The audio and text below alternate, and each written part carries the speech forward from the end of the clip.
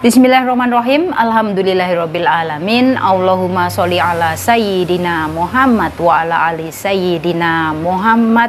Assalamualaikum warahmatullahi wabarakatuh. Halo teman-teman, apa kabar semua? Mudah-mudahan teman-teman selalu dalam lindungan Allah Subhanahu wa taala. Amin. Alhamdulillah, di video kali ini saya akan bacakan pertanyaan dari teman kita. Oke. So di sini ada teman kita yang bertanya seperti ini ya. Mbak, kalau lembur bayarannya kita terima langsung atau melalui agen lagi? Ya, jadi di sini misalkan buat kalian semua ya, buat teman-teman yang baru pertama kali kepingin datang kerja ke Singapura, dan pasti di sini kalian bakalan merasa bingung nantinya kalau aku lembur itu uangnya, pembayarannya itu bagaimana? Apakah langsung dikasih atau melalui agen? Dan di sini di setiap majikan itu berbeda ya Mbak. Ada juga yang langsung dikasihkan, ada juga yang menunggu tanggal gajiannya. Jadi di sini buat kalian semua perlu tanya ke majikan kalian masing-masing lah ya, karena setiap majikan sudah pasti nggak ada yang sama. Seperti halnya saya punya majikan saya sendiri teman-teman ya. Di sini majikan saya, misalkan kalau saya lembur teman-teman, itu uang lemburnya akan dibayarkan bersamaan dengan gaji. Jadi sama dengan tanggal gajian saya, seperti itu. Tapi ada juga yang langsung dibayarkan pada hari itu juga. Dan tentang uang lembur itu biasanya berapa sih Mbak? Tergantung dari berapa besar gaji kalian teman-teman ya. Misalkan kalau di sini ada yang gajiannya $600, ada yang menerima gaji $560. Misalkan kalau gaji kalian $600, berarti uang lemburnya dapat berapa? Nanti akan saya bantu kalian untuk menulisnya di bawah ya teman-teman. Dan di sini buat kalian semua yang masih pemula dan pasti kalian bingung lah ya, mau kirim uang ke keluarga itu bingung bagaimana caranya. Di sini kalian bisa minta tolong sama majikan terlebih dahulu. Karena apa teman-teman? Kalau misalkan kalian nanti langsung kirim uang sendiri dan kalian nggak tahu ya, nanti yang ditakutkan uang yang kalian kirim nggak sampai ke Indonesia ya. Biasanya teman-teman yang masih pemula itu kalau mau ambil libur ya, biasanya mikir-mikir terlebih dahulu ya. Pasti mikirnya seperti ini, lebih baik nggak usah ambil libur dulu, kan masih dalam proses potongan ya. Nanti kalau potongannya sudah selesai, mungkin ada yang potongannya 6 bulan atau potongan 7 bulan atau mungkin bahkan potongan 8 bulan. Kalau misalkan potongan sudah dapat 4 bulan baru ambil libur. Kalau mungkin potongannya sudah 5 bulan baru ambil libur, tapi tergantung juga pada majikan kalian teman-teman ya.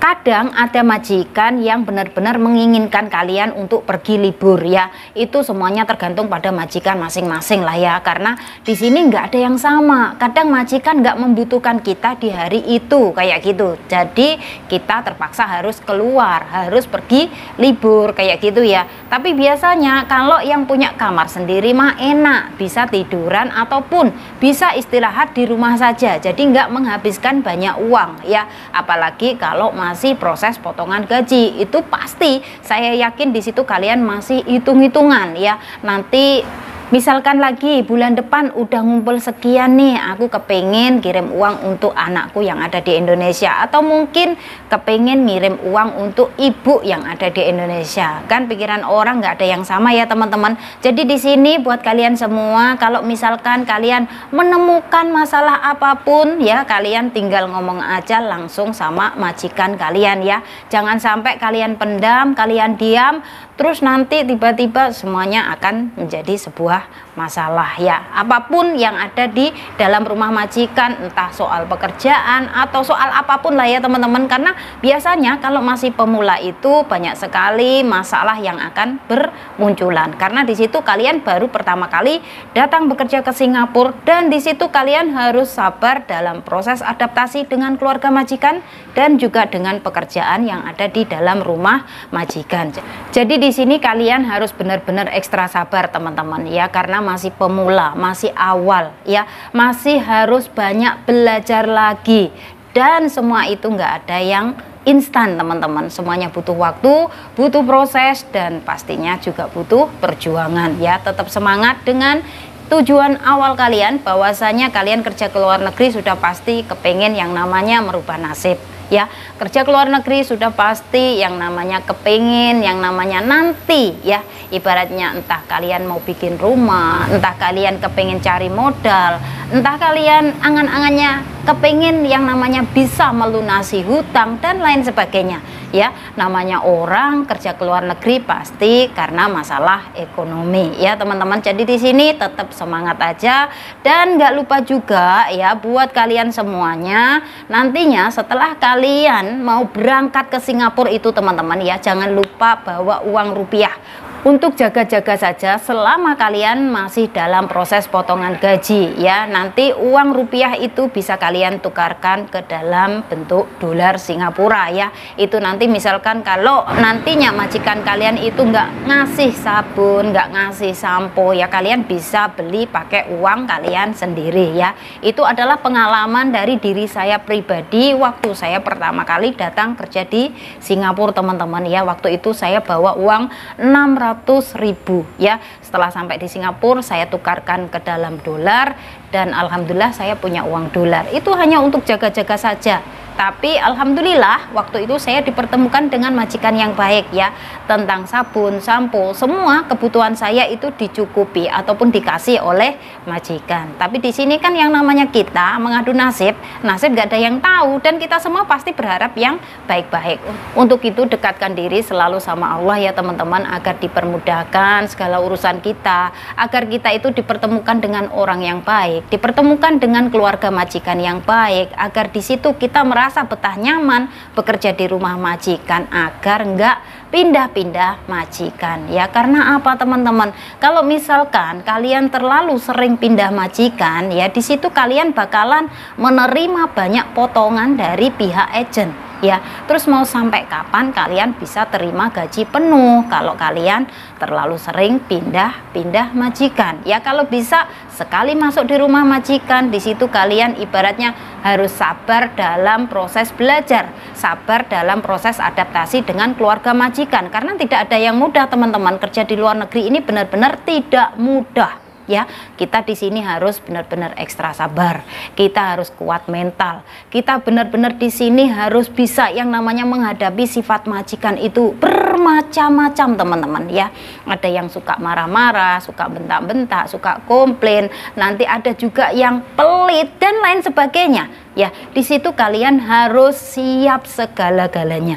Di sini saya nggak omong kosong, di sini saya nggak nakut-nakutin kalian ya. Saya berbagi dengan apa yang sudah saya alami selama saya bekerja di Singapura.